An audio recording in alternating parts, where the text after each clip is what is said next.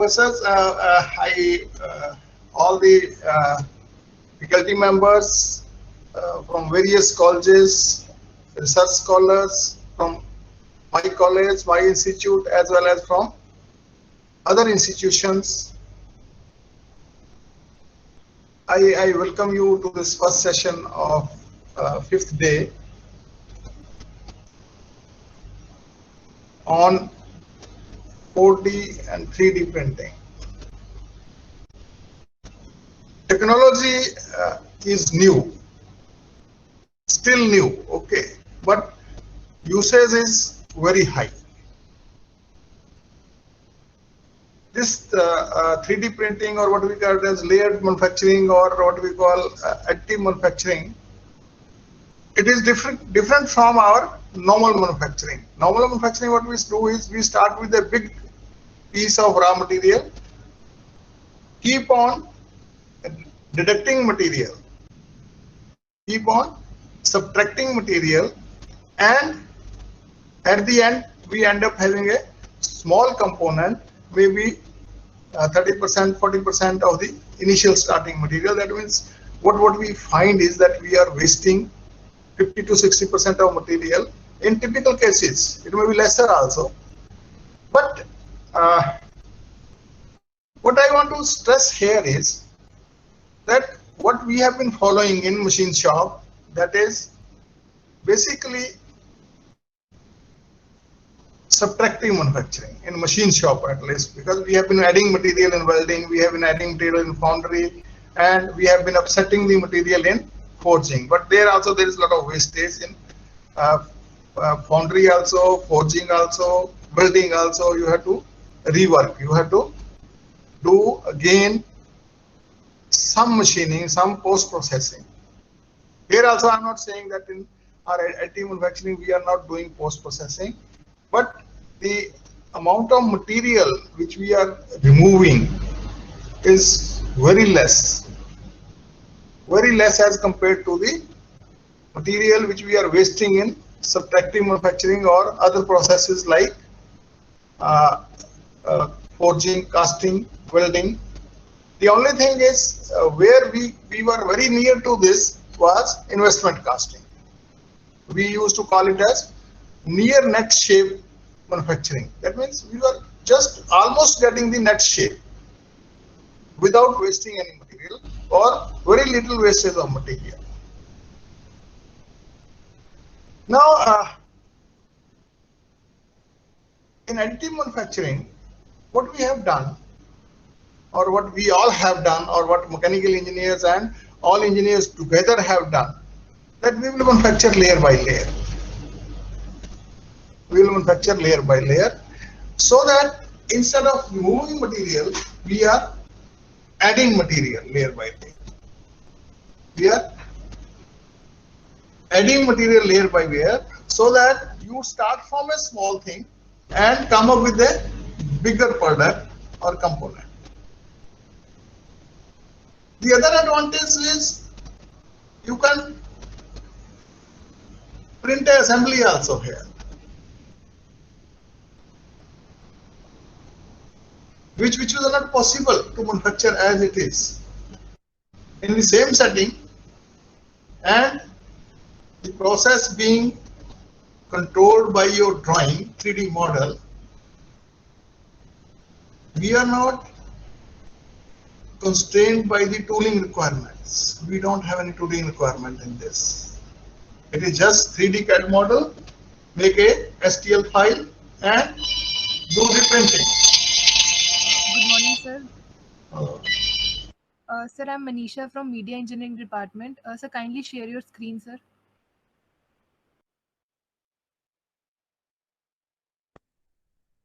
ठीक नहीं. हाँ, कमल क्या कर रहे हो? Sir, are we sharing screen, sir? Screen is not yet shared. Manisha नहीं, मैं स्क्रीन शेयर नहीं कर रहा, अभी तो मैं बातें ही कर रहा हूँ. ठीक है सर, ठीक है. I have not come to my presentation. ठीक है sir. So anyway, this is what you have been studying actually. You have been studying throughout this week how to do it. Now we are talking about a lot of application of these. But the big breakthrough which has come, that is in biomedical applications, be it human beings, be it animals, be it maybe even the birds, where you want to do something, you want to change something. Even history part, there are many old museums where old things have been damaged. There was no other method of restoring it. There are many applications in dental surgeons. Dr. Rupinder Singh, who has been coordinating with you, he is working on veterinary implants. He is working on dental implants. Of course, there are applications in manufacturing, in automobile, where we can work on the components. In addition to reduction in material, there may be other advantages. Maybe you can reduce the weight of the component by redesigning it.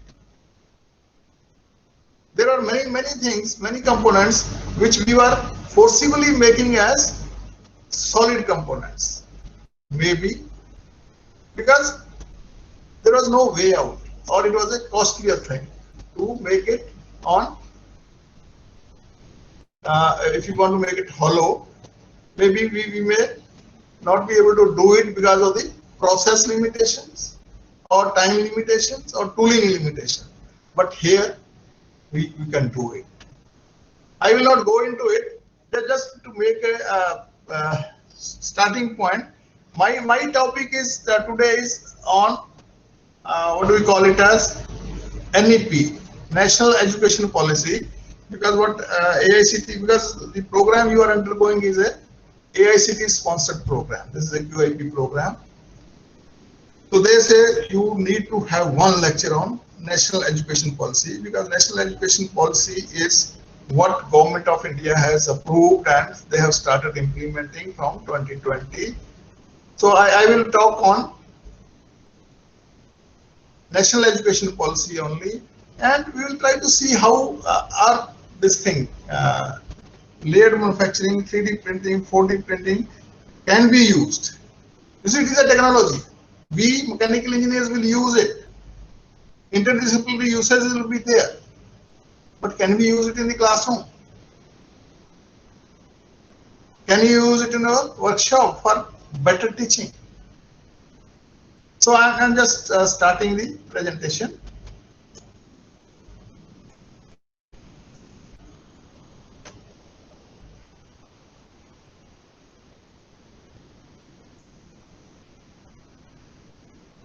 Nisha, is it visible? Rao? Yes, sir. Visible, sir. Okay. Sir, can we go to the slideshow mode? So let us see what is this National Education Policy. This has been approved in, I think, July 2020. Now, prior to this, when was the National Education Policy approved? When did they revise it? Anybody? Anybody who can tell, who knows or who remembers when was previous any National Education Policy announced by Government of India and implemented? It was in 1986. That means almost after 35 years we have come with a new education policy, where the education system has changed. It needs to be very dynamic. But what we have done is we have been sitting with the same education policy for 35 years. So this government has taken an initiative and they have formulated a new education policy. You see, up till now we have been calling it as new education policy, but once it was approved by Government of India, it has been renamed as National Education Policy 2020. So National Education Policy, National Policy on Education is a policy formulated by Government of India to promote quality education amongst Indians. That means we need, it is a requirement, and government also wants now that we will improve the quality of the education. What is the quality of education? Quality of education is basically quality of the product you are producing, your pass outs. The quality of education is reflected in the quality of the pass outs of the system. And it depends on what? It depends on, first is you people, we people, as the human resources, how much we are trying for improvement of the quality.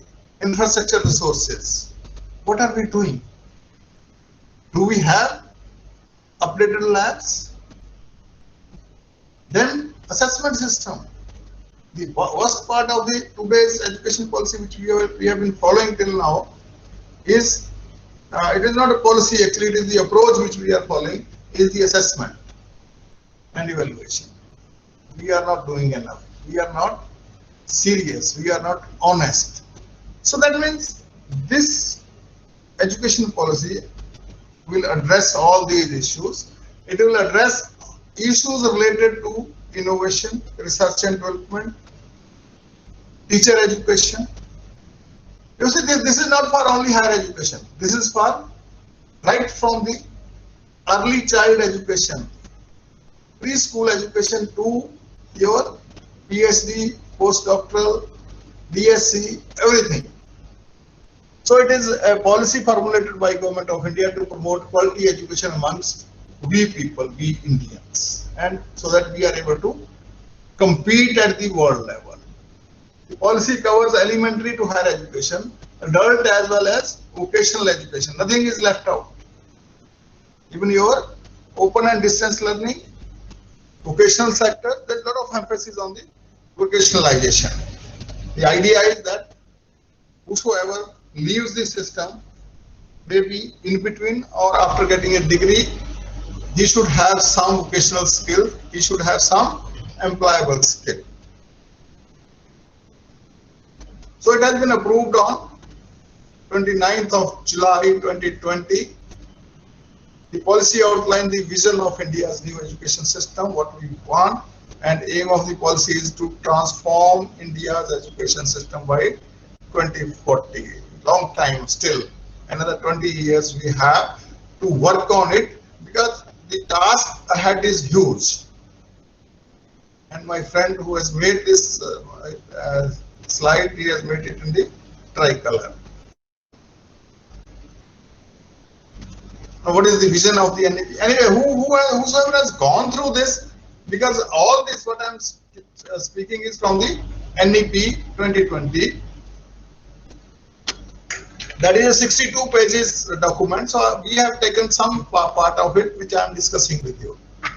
National Education Policy 2020 envisions an India-centered education system that contributes directly to transforming our nation's sustainability into an equitable and vibrant knowledge society by providing high quality education to all.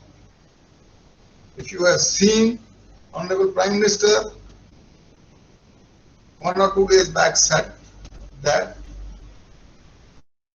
data and the population, younger population, is the highest asset we have, and we need to exploit that by providing high quality education to all. It is a highly comprehensive and detailed policy document which clearly lays the roadmap and defines education for everyone from all perspectives and for each sector, starting from child education. In fact, early child education, we say school education, secondary education, higher education, adult education. We are more concerned with higher education, so I'll try to focus on it. But to come to higher education, we have to go through child education, school education, and secondary education. Policy is futuristic, right? It thinks in terms of future, where we want to go, how to promote research, how to improve the quality of the education, how to improve the standard of the universities, right? Policy is futuristic, transformative, and nationalist to develop a deep sense of respect toward the fundamental rights, duties and constitutional values, bonding with one's country, and a conscious awareness of one's role and responsibility in a changing world. It is just in addition to what we are doing, we should be bonding with our country, we should be bonding with our state, we should be bonding with our culture, and we should be bonding with our language. This new education policy talks about providing technical education, let's say, in local languages. It instills skills, values, and dispositions that support responsible commitment to human rights, sustainable development, and living and global well-being, thereby reflecting a truly global citizen. So otherwise it is India-centered, but with a global vision. Now, what is the difference now? On the left side, it is existing academic structure. That means you have 10 years. You start at age of 6. When you turn 16, you pass your 10th class. After that, you spend 2 more years. After that, you go to the higher education. Whereas, you see, now also, in the old system also, we have preschool, we have nurseries. We start sending the children to school at the age of 3, 2.5. But that is not nowhere accounted for here. It is not an official version. It is just because we want to send, everybody is sending, so I also want to send my children to a pre-nursery and nursery. Whereas in the new education policy, early child care education, ECCE they call it as, it says 3 to 6 will be early child care education, ECCE. After that you start with classes 1 and 2. By the time you turn 5, then you go to class 3, age 8 to 11, then 3 years up to what we call it a middle class, then more 4 years, 8 plus 4, 12th class. After that we have a higher education, college education. So it is basically 5 plus 3 plus 3 plus 4, 3 years in Anganwadi and 12 years in school. That is what we already have it. The only thing is, only addition is that we have 3 years now preschool also. That 4 years in the end, 5 plus 3 plus 3 plus 4, that is country stage, that means 9th, 10th and 11th, 12th. It is multidisciplinary study, greater critical thinking, flexible and student choice and the choice of subjects. Middle stage says experiential learning in the sciences, mathematics, arts, social sciences and humanities. And next 3 years, play, discovery, activity-based and interactive classroom learning. And fundamental is first 5 years, 3 plus 2, multi-level play, activity-based learning. So the difference here is just see it is shown in the form of a block diagram that we have added 3 more years preschool education in this. Now it is a formal education system. Earlier also we have this, but it was not a formal education system. It was informally we were doing it. We were sending the kids to the pre-nurseries, preschool education.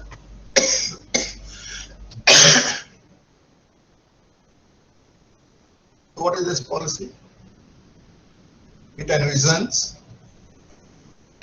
sorry, transforming higher education to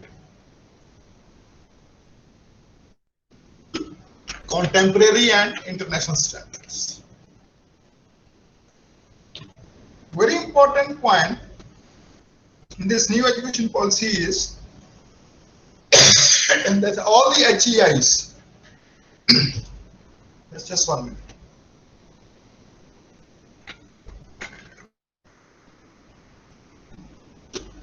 All the HEIs, higher education institution, will move towards multidisciplinary institutions. That means this single discipline institution, like you say it is engineering college, they will cease to exist. They will not be there. There will be only HEIs with multidisciplinary. That means there will be no watertight compartment that this is engineering, this is arts, this is sciences, this is history, this is. So they said we want to have a education system which provides multidisciplinary universities, and it is a multidisciplinary and mixed type. There is not much difference between engineering and non-engineering. Let's say if somebody wants to come from sciences, he can come to engineering. If somebody wants to come from arts, he can come to engineering, but with some condition that will be laid down. The idea is that if I am a mechanical engineer, if I want to do as a part of my degree, if I want to do that, okay, 4 credits I will do from music department, I should be allowed. But at the same time, I will say that maybe 75% of the credits you have to do from the core branch. Another 10% you can do from the allied engineering branches. Okay, we will start, say 15% you can do anything. Let's say if you are interested in arts, do it arts. If you are interested in biology, do it biology. If you are interested in painting, do it a painting program. If you are interested in singing, in music, do it a program of programs from the music department. So moving towards a more multidisciplinary undergraduate education, moving towards faculty and institutional autonomy. In the coming years, all this affiliation system is going to go. It will not be there. There will be no affiliated institutions. There will be only universities and degree awarding institutions, degree awarding colleges. Like let's say you are in a college, you will be a degree awarding college. It is not that you can do whatever you do. There will be they say tight light regulation. Regulation will be tight, but they will not interfere in your day-to-day working. But what is your syllabus? What are you doing? How you are testing? What is your assessment system? That will be tested. There will be a check on that. Revamping curriculum, pedagogy, assessment, and student support to reaffirming the integrity of the faculty and institutional leadership positions.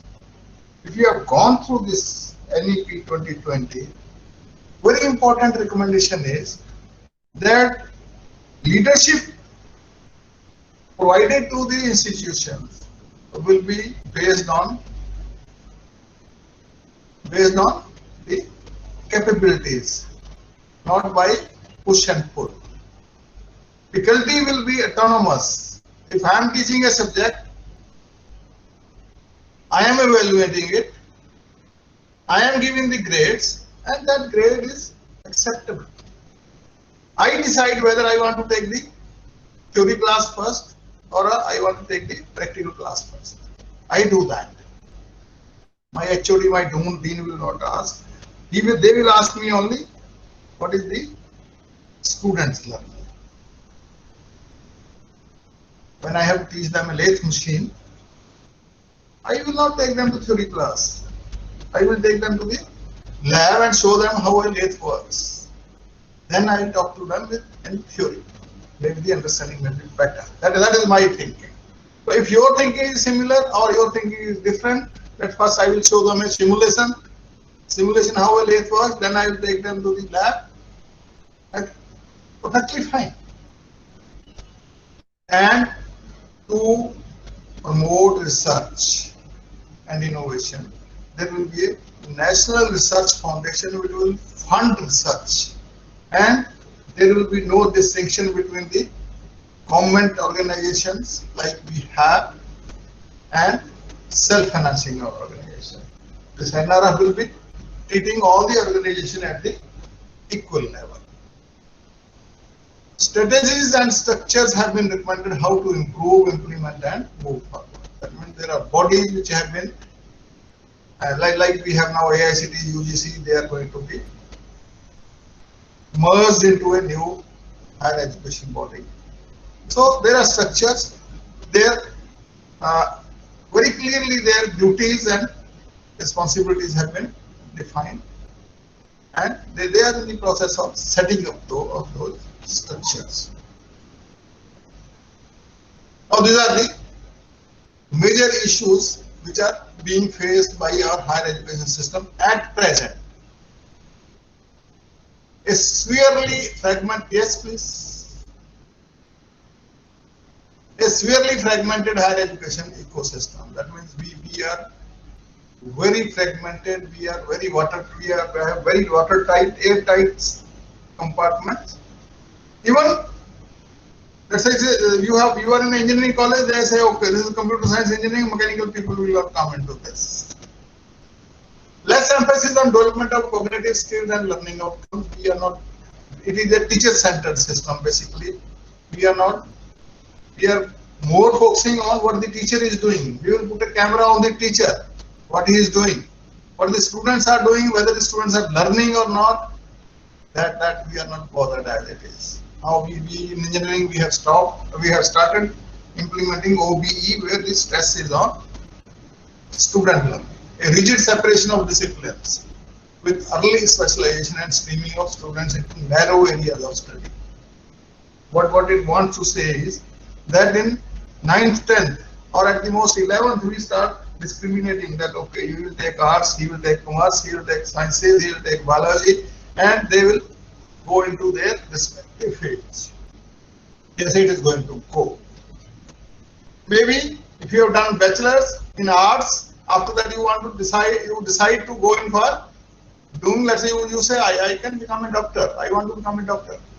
So you will be allowed to go to doctor with some conditions, right? That means your maybe this learning level may be tested through a separate test so that they know whether you are a prerequisite or maybe you go through a bridge course and develop those requisite capability to go in for a medical degree. Medical limited access particularly to socio-economically disadvantaged areas with few HIs that teach in local languages. Right? Up to 10th, the students are studying in their own language. Students are studying in Punjabi, Hindi, Telugu, Malayalam. But when they come to 11th, they are suddenly asked that okay, to forget Punjabi, Hindi or Malayalam, we will teach you only in English. So what happens? The students are lost. It is not that they are not intelligent. The only thing is understanding. Language is a barrier. So what now this policy, new policy, it envisages that we will do it in local languages. It may have its own demerit also. I am not talking about that. Limited teacher and institutional autonomy. Teachers are not autonomous. Institutions are also not very autonomous. They are not allowed to move. Inadequate mechanism for merit-based career management and progression of faculty and institutional leaders. What this new education policy is promoting is that the progression of faculty as well as institutional leaders will be based on their competence, merit-based. It is not that you will get 3% increment. You may get 2 increments. You may get 3 increments. Like in our IITs, you can get 2 promotions at a time. From assistant professor, you can become a professor. There is no limit on how many professors you will have. Everybody in the department can be a professor because it is only merit based. It is what is your capability. At present, lesser emphasis on research at most universities. We are not talking about research at all. And research is not actually applied research. My research ends when my student completes his PhD. That means the aim is PhD, not the research, not the innovation. So there is a lesser emphasis on research at most universities and colleges, and lack of competitive peer-reviewed research funding across disciplines. We don't want to get it reviewed also, we want to keep it hidden, our research work, and we don't want to discuss with anybody. And what happened? So you produce a paper, dump it, and you want that nobody should see it because you are not putting enough effort on the in the research and development of that particular part. And ineffective regulatory system. Regulatory system is not effective. Probably they have done more harm to the system than doing anything good. Large affiliated universities resulting in low standard of undergraduate education. There are large universities with 200 colleges, 300, 150 colleges affiliated to a particular university. So that affiliating system, it is just, then the university just becomes a post box, post office. That okay, you will send the result, they will put the stamp, and you will declare this. So all these issues have been taken care of in the new education policy or the National Education Policy 2020. Now this is a slide, very funny slide, that the present education system, it is teacher-centric and rigid structure. And what we are doing is we are monitoring the teacher actually, whether he is taking the class or not, whether he is copying from the book or not, what the students are doing. Just see. This is what is happening in my lecture also. There are few people who are actually sitting in the class. Many persons have just logged in and they are making tea in their kitchen or they are doing some other work. So here what I have tried to show is that it is a student centering and the teacher is very strict. He says, okay, be quiet, you will not speak, you will not ask anything, and you write down everything I say. Then he turns his back toward the student and starts on the blackboard. And they just see what the students are doing. It will not be 100% true what I am showing you, but it is the condition which is prevailing in our classrooms. It will not be exactly speaking, doing something else, playing something, playing there on their mobile. There are now games available which people play remotely without sitting together. So NEP 2020 puts strong emphasis on fostering and developing 21st century higher order skills. Higher order skills, higher order technical skills we talk about. We have all probably, I don't know, you must have seen that there is something called Bloom's taxonomy. We divide the skills into HTS and LTS. Higher order technical skills or teaching skills and lower level. We are not doing it. But 20th, this new education policy, National Education Policy says we want to develop analytical thinking and innovation. Analytical thinking, that why has gone from our engineering students. They don't ask questions. Whereas what I feel is that engineering is why only. Why are we doing this? Why are we using copper in this? Why not steel? Steel is stronger. Active learning. It should not be a passive learning. It should be active learning. Students should be proactive, and there should be learning strategies should be different from what we are doing. What we are doing these days is just passing the examination. There is no innovation, there is no research. There should be factor of creativity, originality, and initiative. Technology design and programming. We should be coming out with technology. You see what happens in other countries. The technology flows from industry to the institution.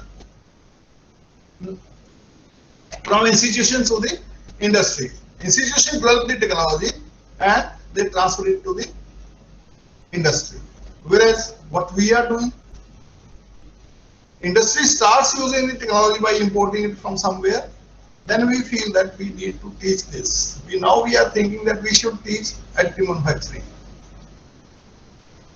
When industry started using CNC machine, then we thought, okay, why my students should learn CNC machines, whereas we should have prepared the student for CNC machines field, and we should have transferred the technology to the industry, and we would have been able to supply the required manpower also. Complex problem, critical thinking and analysis. That critical thinking is gone. It is not there. Very little, because we are not promoting it. We are not asking the questions where the critical thinking is required. We are not giving assignments where critical thinking is required. We are not giving them the design problems where critical thinking and analysis is required. So NEP wants that. Complex problem solving. You know what is a complex problem? Complex problem is basically which doesn't have a straight solution, which is not given at the end of the chapter that solve this. No, it is a practical problem for which there is no Bureau of Indian Standard Code. It has not been done earlier, and it is every problem is a new problem. When you talk about complex problem, people give an example that designing a missile or launching a missile, they say, is not a complex problem, because once you have done it, it was a complex problem for the first time. But once you have done it, now replicating the same, you have the processes, you have the procedures, you have done it earlier, you know the process. But they say rearing a child, upbringing a child is a complex problem, because every child is a different. His requirements are different, his behavior is different, his development is different. Leadership and social influence, emotional intelligence, reasoning, problem solving and ideation, creating ideas, reasoning, logical reasoning, not illogical reasoning, problem solving skills, and system evaluation and analysis and evaluation. We should be able to. That means this NEP 2020 focuses on all these aspects that we want to develop in this, and you will find that many of these things are missing in our present day graduates. There is a focus on liberal education. This policy envisages broad-based liberal undergraduate education with specialization in chosen disciplines and fields. He said there will be a undergraduate degree will be a 3 years or 4 years. Normally it will be a 3 years, but there will be 4 years degree also. So 4 years program, Bachelor of Liberal Arts, education in chosen major and minors. 3 years program, bachelor degree. Both 3 and 4 years program lead to degree with honors. Especially when you have a 4 year degree, you will have a degree with honors, with research work. And very important aspect here is that if you have a 3 years degree, if somebody wants to leave it after 1 year, he will get a certificate program, like a ITI certificate. If somebody leaves after 2 years, he will get a certificate of diploma in that particular discipline. But if he completes 3 years, he will get a degree certificate. This is an area of concern for us. What will happen to diploma institutions? They will be upgraded. Will they be made degree awarding colleges? Will they be made degree institutions with enough infrastructure and facilities that they can provide their own degrees? And it has a consequence for curriculum designers. What is it? let's come to our present system, 4-year system. In our system now, at present, first year is devoted to applied sciences. That means there is very little of engineering content in that. Now, if this system is applied to our present system, that if somebody wants to go out for 1 year, after 1 year of education, what is the skill he has? What is the demonstrable skill this student will have? Nothing. Because we have been teaching him only mathematics, sciences, physics, chemistry, environmental sciences, that is all. That means, similarly, if somebody wants to go after 2 years, he can go and he can always come back. Anybody can go after first year, second year, but they can come back and join the same institution or some other institution.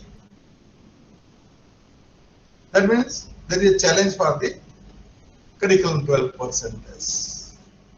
There is a challenge for curriculum 12%. That means they have to realign the curriculum. That if somebody wants to go out after first year of education in a particular, let's say he has taken admission in mechanical engineering. Somebody wants to go out, what are the skills he has? Maybe I have to realign my curriculum that I will make him a very good welder. Somebody will be a very good machinist.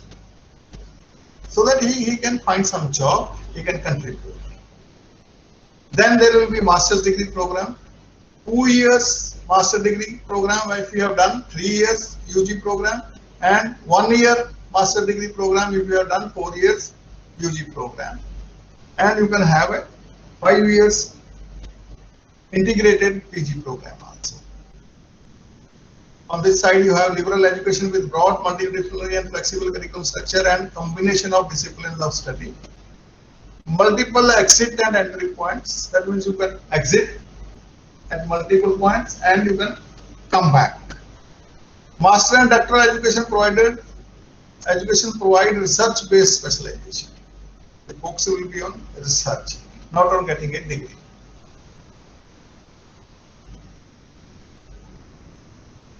Policy aims to transform curriculum and pedagogy by 2022 to encourage holistic development with minimum rote learning. What we have, the type of questions we have now in our curriculum, in our assessment system, they basically require the questions which we are setting in the question paper. We actually expect that the students should repeat what we have said. There are no questions to check their application part, whether they have understood or not. They can redo or something else. They have designed a rickshaw, auto rickshaw in Chandigarh, whether they can design the same rickshaw in Shimla, because the environment is different. So curriculum to develop language proficiency, scientific temper, sense of aesthetics, ethical reasoning, digital literacy, knowledge of India, current affairs. National curriculum framework revised by and made available in all languages.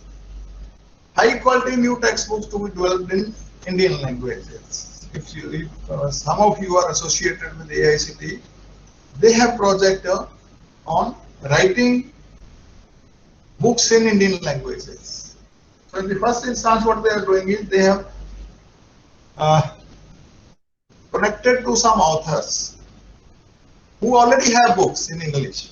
They say, you revise these books, make these outcome-based education books content, and we will get it translated into the other languages.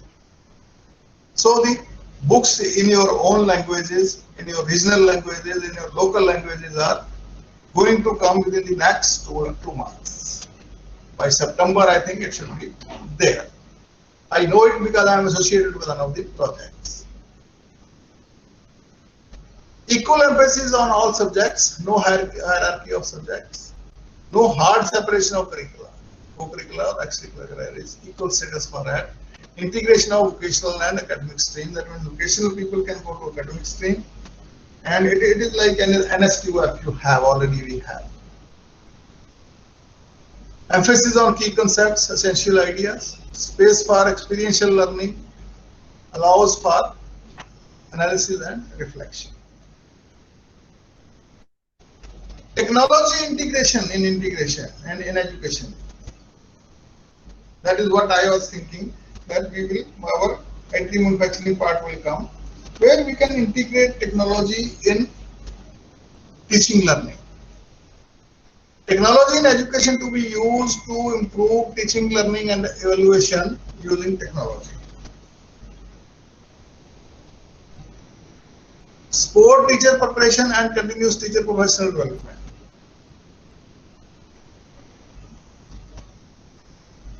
New education technology form will be there.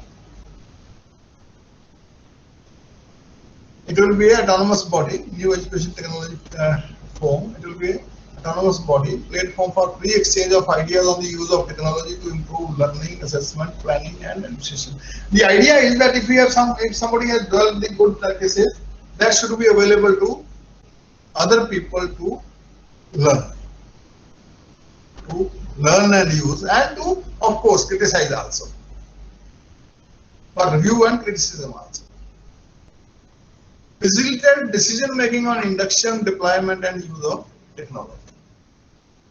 National Repository of Educational Data will maintain all records related to institutions, teachers and students in digital form, so that people know who is working there. And that concept of a teacher being shown into institution, that is going to go. Appropriate integration of technology into all levels of education will be done to improve classroom processes, support teacher professional development, enhance educational access for disadvantaged groups, and streamline educational planning, administration, and management. You see, if you talk of technology integration in teaching learning process, we have all seen this for the last 1.5 years. It cannot be better. The only thing is we have to improve. We have to improve on. There are 3 parts in this. One is the expert who is teaching.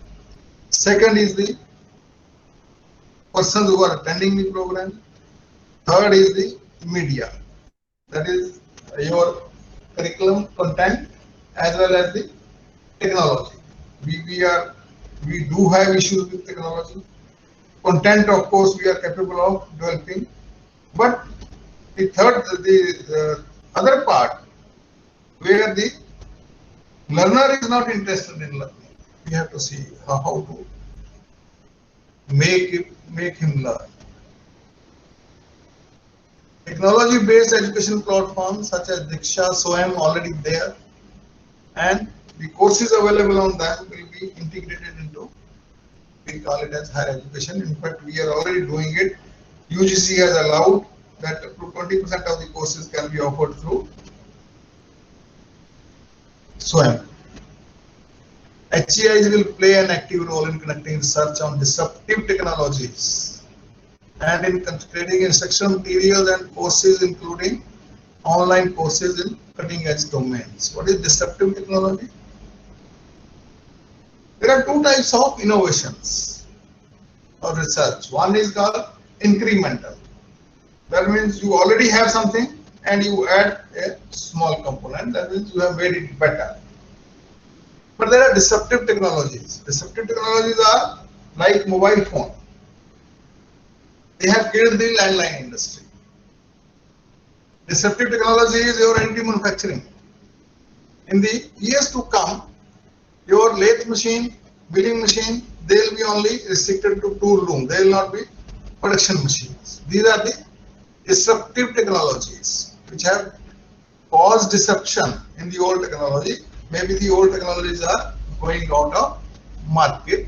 So, and creating instructional material and courses, including online courses in cutting edge domains. They are new technology. We are talking about now machine learning. We are talking about AR, VR. So, HEIs will play an active role in developing materials and making the technology available, courses available. Vocational education will be, of course, a thrust area. The idea is that when if a student wants to go out of the school after 6th class, he should have at least one vocational skill which he can use and he can go and use in the market.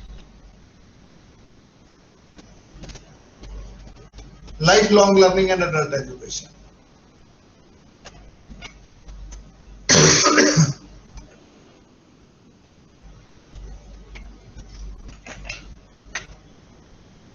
Innovative initiatives for adults with the help of community participation and technology integration. Integration with HEIs, integration of adult education centers with HEIs and other public institutions. That means it is not that you have to go through a procedural process. You can join anytime, you can have small courses, you can have long courses. So NEP aims to achieve 100% youth and adult literacy by 2030 and significantly expand adult and continuing education programs. There is a component of open and distance learning which NEP wants to promote. It wants to bring it at par with the normal courses which are being offered in the university campus. There is a condition actually. You want to offer the program through open learning, distance learning, the quality should be the same as that of the face-to-face program which you are offering in the university. Okay, we'll leave this. There will be a focus on teacher education.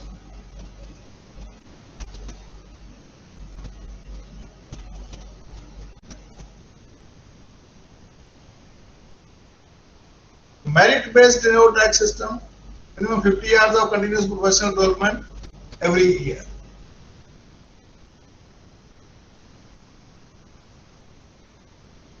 NEP lays strong emphasis on engaging qualified and competent faculty. Appropriately designed permanent employment tenure track system in all institutions. That means that concept of having regular faculty, that once you join, you will continue, that may not be there. You may be there for 3 years, and if the institution feels, the system feels you are not useful, you may not be asked to go.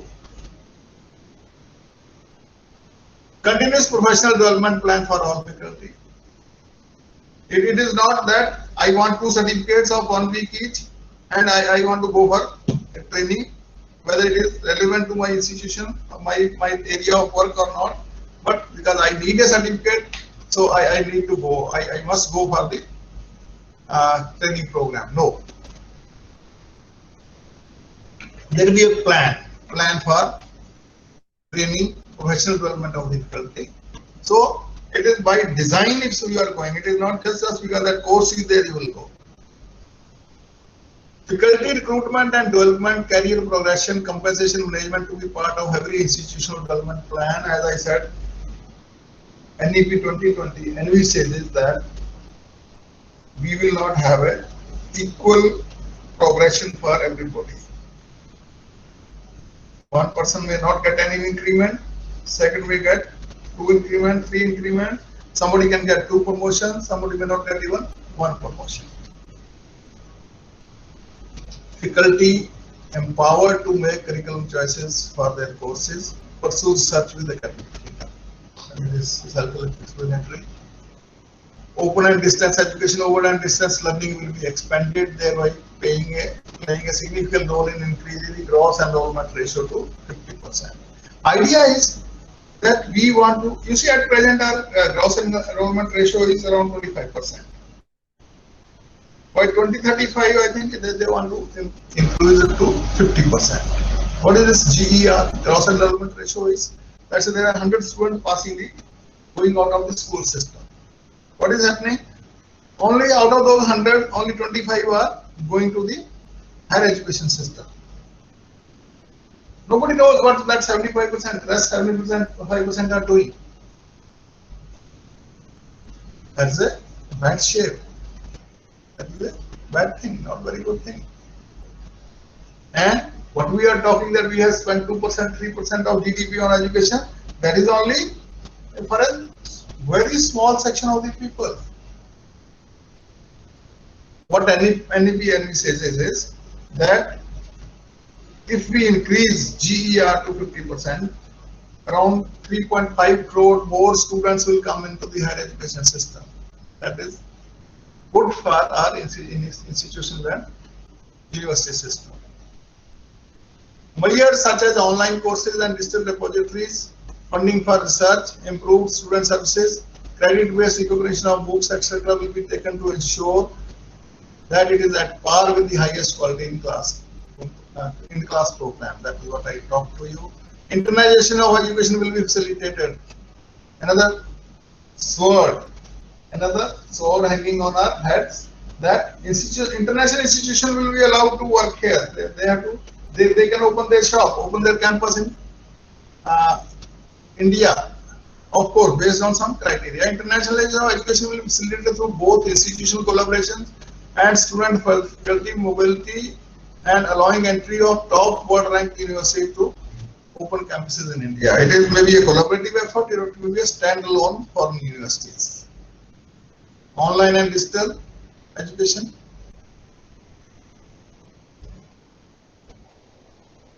Okay, that I have talked that we have to make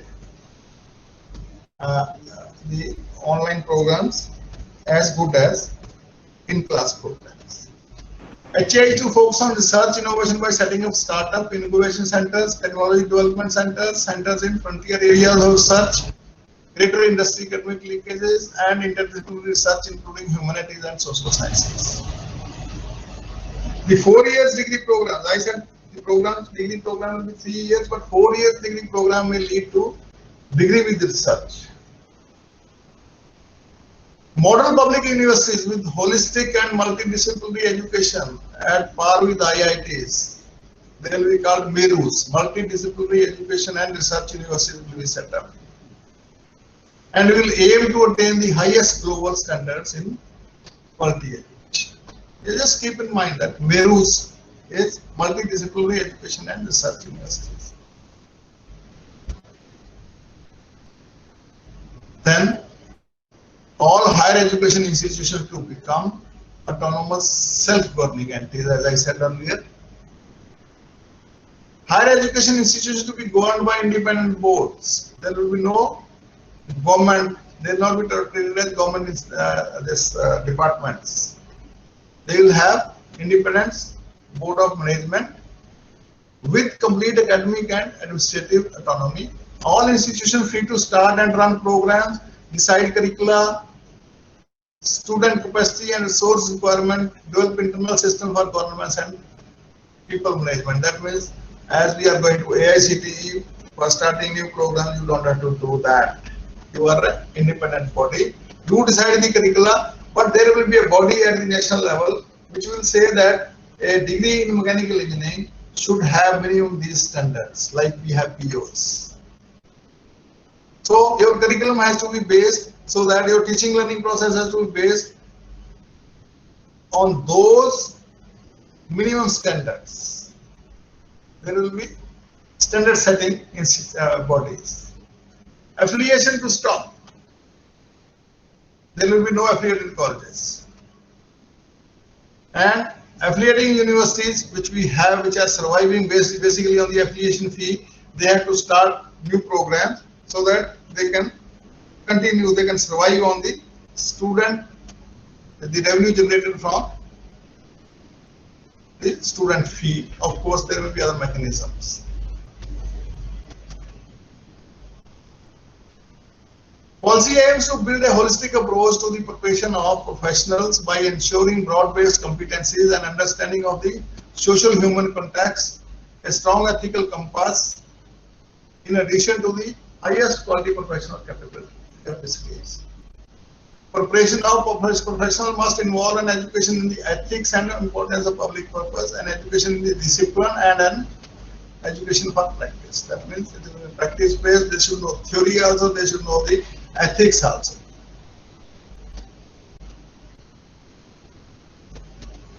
Standalone technical universities, health science universities, legal and agriculture universities or institutions in these or other fields will be discontinued. Anyway, whatever I am talking, this is not applicable to medical education and law education. They are exempted from this. All institutions offering other professional or general education must evolve into institutions offering both by 2030. That means it is not professional colleges, general education college, multidisciplinary universities.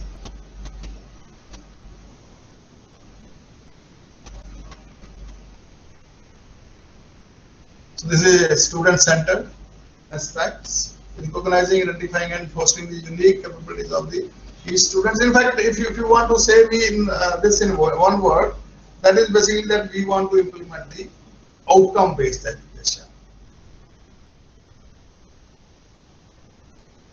We want to motivate the students.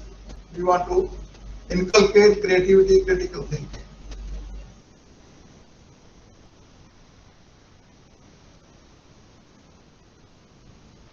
Competency-based education, integration of subjects, development of scientific temper, in silos among no silos, that means no watertight compartment, emphasis on digital literacy, lot of use of ICT, and promotion of multilingual teaching.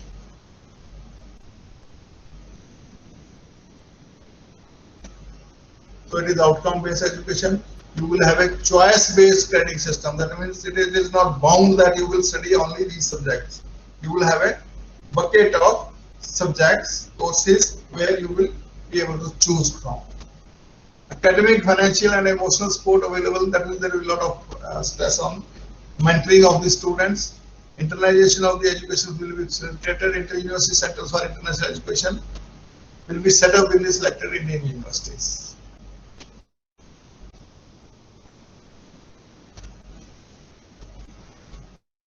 So this we know this. I'm not going to this.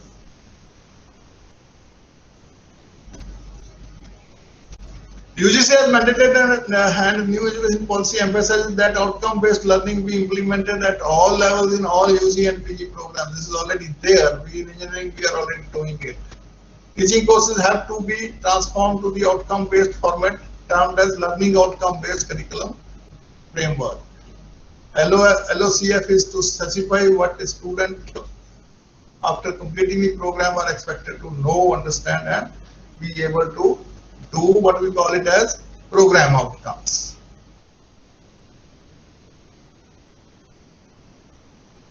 This is important.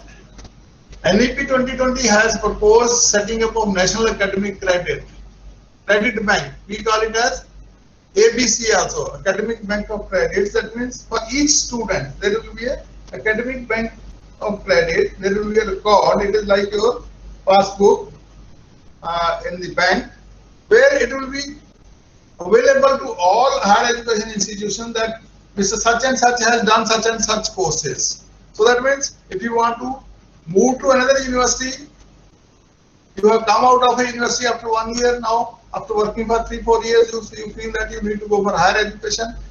So you go to any university, you will have an academic passbook of credits, and that credits will be given benefit to the student. Institution can also make arrangement that they can allow students to transfer the credits they have been awarded. Students may be able to do so as part of one study program to another. That means they want to shift to another program offered by the same institution or transfer credit when moving from one institution to another institution. As I said, you have done a certificate program for one institution, now you want to go to other institution. Your academic bank of credits will be available, your academic passbook will be there. The new institution, they will know what are the programs, what are the courses you have done, and you will be able to transfer your credits to the new institution. Take time. The way students, this way the students can transfer credits would be determined by the institution assessment regulations. So this all we know. What is this? NSE Bank scheme promotes students centricity in higher education. That means we will have a national bank of credits where it is like anywhere you can go and you can any university can see your credits. It is like you have now a PAN number. Give your PAN number to any bank, they will know how many accounts you have in other banks.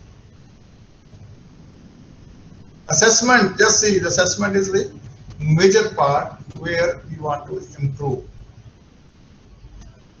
This is a beautiful slide. It says for a fair selection, everybody has to take the same exam. Please climb that tree. Now what it wants to convey is that the assessment system, the students should be given a chance to prove themselves by using different methods where they are strong. The assessment system should be such. So the NEP envisages that there will be 3 types of universities. One is the highest is the research intensive universities, where the focus will be on research, but they will do teaching also. At the next level will be teaching universities, where they will do more of teaching, but they can do research. Then autonomous degree granting universities, they say ACs, autonomous colleges which can grant degrees. So there will be no affiliation system. So this is in a nutshell. Very important aspect is that AICTE, UGC, PCI, they are all going to be merged in a new higher education regulatory authority. This is HECI, Higher Education Council of India. Then it will have 3-4 more pillars.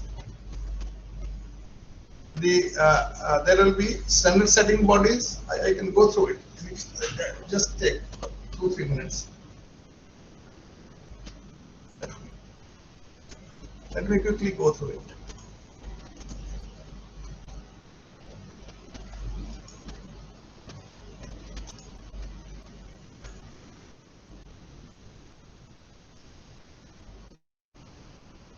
So the overall body will be Higher Education Commission of India, which will come into existence in order to ensure that the practices in the educational sector, including the medical and excluding the medical and legal. Existing regulatory bodies, they will cease to exist. There will be no UGC, there will be no AICTE, there will be no PCI, there will be no let's say council for this architecture. Then they will have this HECI will be assisted by 4 verticals. One is National Higher Education Regulatory Council, NHERC. Then there will be a National Accreditation Council which will coordinate the accreditation activities. Just see, first is the National Higher Education Regulatory Council. Third is the Higher Education Grants Council. That means Regulatory Council will not be a granting body. Like UGC now is the regulatory body as well as a granting body also. So they are putting it into 2 parts. That means regulation will be different. Release of grants will be based on the recommendations of the Accreditation Council. Then General Education Council, which will take care of the requirements like passbook of credits, what we call it as. And there will be professional standard setting bodies under general education system, which will decide what will be the minimum standards for a particular program, which all universities, the syllabus they can make, but the requirement will be that they should meet the outcome requirement of that particular professional program. This is National Higher Education Regulatory Council will function as a common single point regulator for higher education sector, including teacher education and excluding medical and legal education. Regulate in light but tight and facilitative member. Important matters, particularly financial probity, good governance, and the full online and offline public self-disclosure of all finances, audits, procedures, infrastructure, faculty, staff, courses, and educational outcomes will be very effectively regulated. National accreditation system, as I said, this will regulate, this will take care of the accreditation. They will identify the accreditation bodies. They say for the starting it will be it will be graded accreditation, but in the long run it will be binary process, either accredited or not accredited. Higher Education Grants Council, which will decide on the grants for the institutions, scholarships, research funds and all, and that will be based on the quality of education, accreditation levels. General Education Council, it will be like, it will take care of the NSQF requirements. Higher Education Qualification Leading Degree shall be described by the NHEQ in terms of learning outcome. That means they will decide the learning outcome for various programs. And there will be professional standard setting bodies. In fact, this AICTE and all, they will become professional standard setting bodies. So this is an introduction to what I wanted to say is National Education Policy. If you have any questions, please do ask. Any questions? Because I can go for another 2 years, 2 hours, but time doesn't permit. So I try to rush through some of the parts. Any questions you have?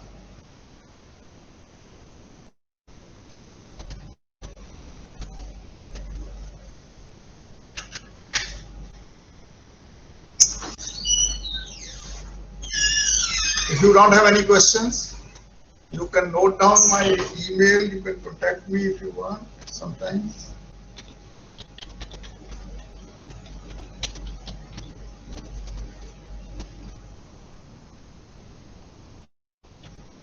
So I have given my number in the chat box. You can contact me if you want at any time. So thank you very much for your patience, and if you have any issues, please you can write to me. I will reply. I will try to help you. Okay. Thank you very much. Thank you very much, sir. Really very important and very interesting session, sir. In fact, every faculty is supposed to have the complete overview on this NEP policy, sir. You have really very beautifully presented, sir. Pabla, sir, thank you very much, sir.